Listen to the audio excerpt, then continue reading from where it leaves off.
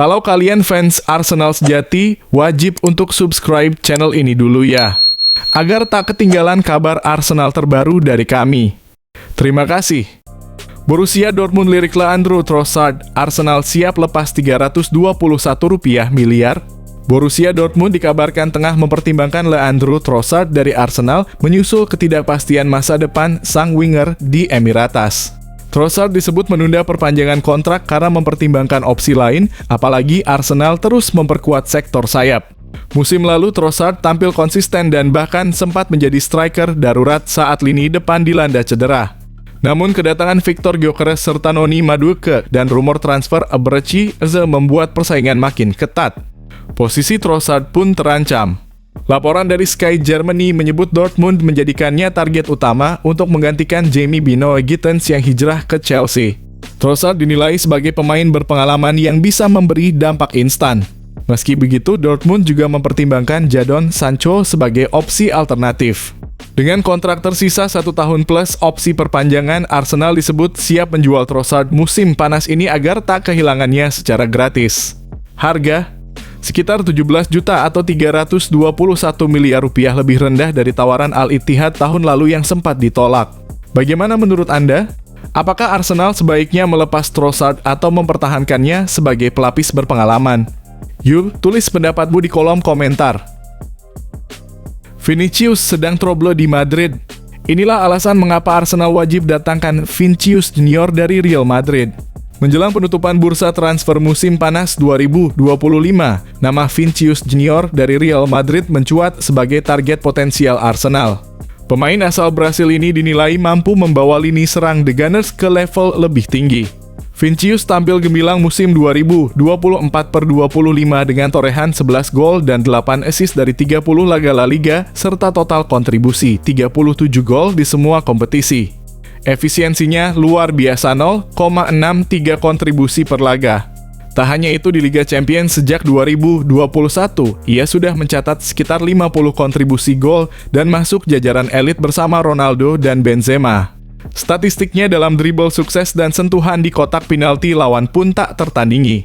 Di level internasional, Vinicius mencetak 2 gol di Copa América 2024 dan pernah mengenakan ban kapten saat melawan Spanyol. Arsenal jelas bisa mendapat manfaat besar dari pengalaman dan mentalitas juara yang ia bawa. Dengan kecepatan, kelincahan, dan naluri gol tinggi, ia bisa menjadi pelengkap sempurna untuk Saka dan Martinelli.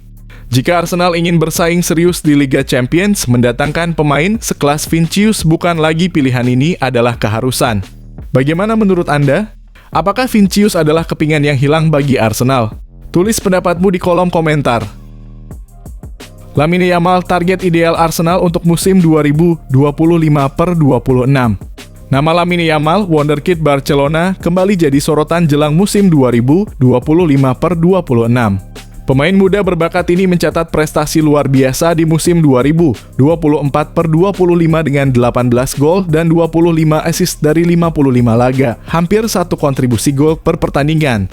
Yamal juga memecahkan rekor di Liga Champions sebagai pemain termuda Barcelona yang cetak gol di semifinal UCL, menyamai pencapaian Bab. Di timnas Spanyol, ia jadi pencetak gol termuda dan memimpin assist di Euro 2024, bahkan menyabat gelar pemain muda terbaik. Kemampuan dribblenya yang 2 arah dan kreativitasnya bisa jadi pelengkap sempurna bagi Arsenal yang tengah membangun skuad kompetitif. Gaya permainan Yamal dinilai mampu membuka pertahanan lawan dan memperkaya opsi serangan The Gunners di level Eropa. Bagaimana menurut Anda?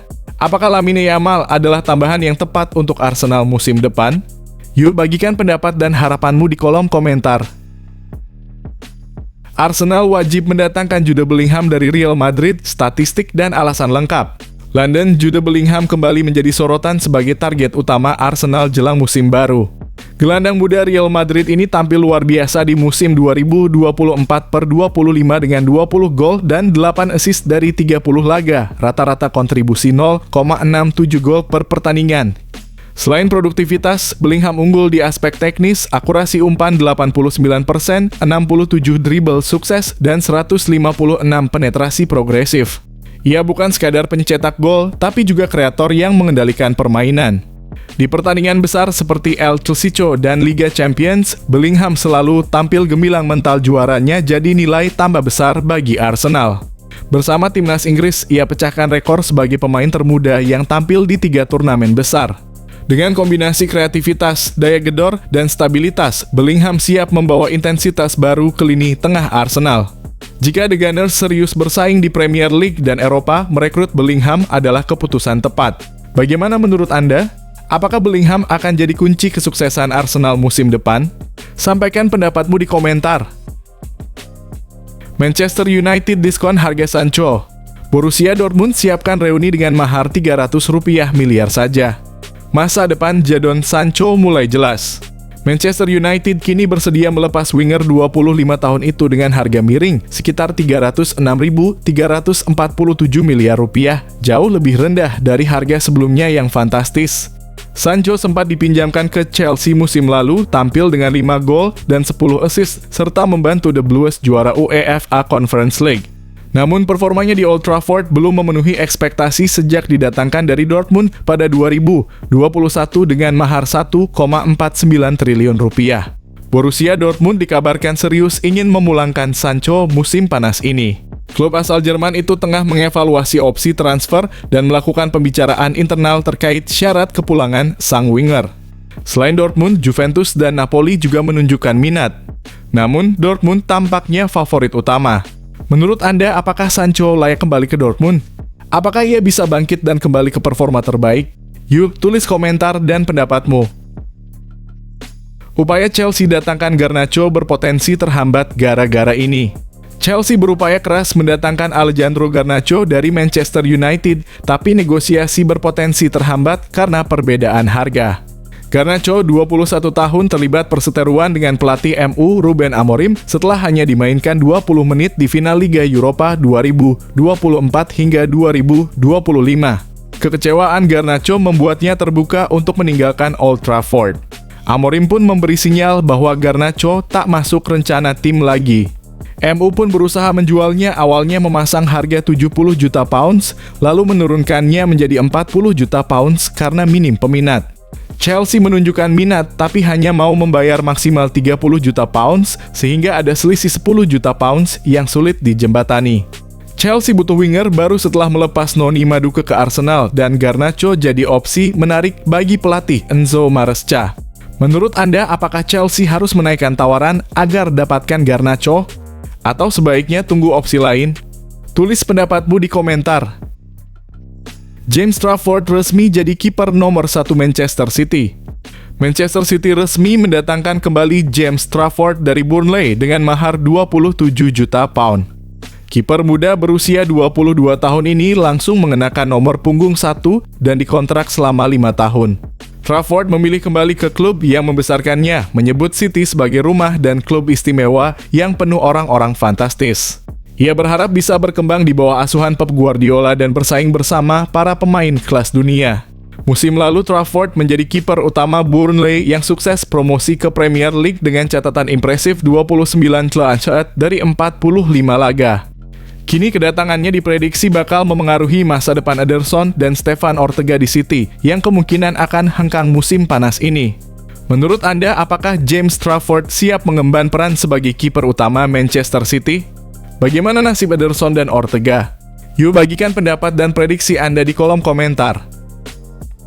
Liverpool mendominasi kesepakatan blockbuster senilai Rp3 triliun. Alexander Isak memberi sinyal kuat ingin hengkang dari Newcastle United musim panas ini. Membuka peluang besar bagi Liverpool untuk memboyong striker asal Swedia tersebut meski banderolnya mencapai 150 juta pound sterling atau sekitar Rp3. 2 triliun. Menurut laporan Sky Sports terbaru, Isak frustrasi dengan ambisi Newcastle dan menginginkan bayaran yang layak, sementara klub hanya bisa memenuhi sebagian kecil dari permintaannya. Liverpool menjadi klub terdepan yang serius mengejar tanda tangannya meski baru saja mendatangkan Hugo Ekitike dengan nilai 79 juta pound sterling. Newcastle disebut hanya akan melepas Isak jika menerima tawaran besar. Liverpool dinilai mampu memenuhi harga tinggi tersebut, apalagi mereka punya potensi pendapatan besar dari penjualan pemain seperti Darwin Núñez atau Luis Diaz. Dengan Arsenal sudah mengamankan striker lain dan rival-rival lain kurang serius, Liverpool praktis menjadi favorit utama. Apakah Anda percaya Liverpool akan sukses mengamankan Isak? Bagaimana dampaknya bagi persaingan Liga Inggris musim depan? Yuk berikan pendapat dan prediksi Anda di kolom komentar.